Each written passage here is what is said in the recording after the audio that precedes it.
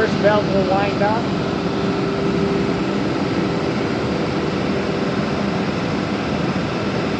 Second one goes winding up. And then the conveyor will start running. It's also got some suction through the conveyor to hold the pieces down. Yeah.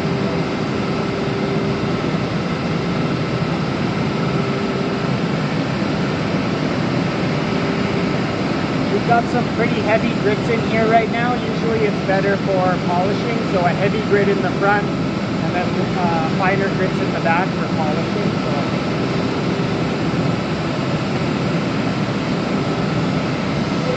pretty thick right now.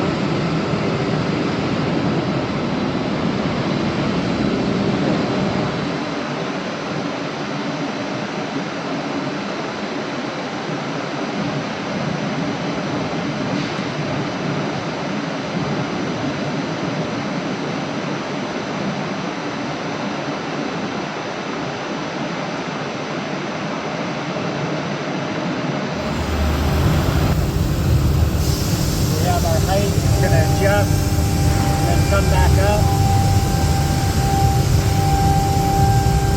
That's that little laser light there. Yeah. So then we got our 20.3. Take it off.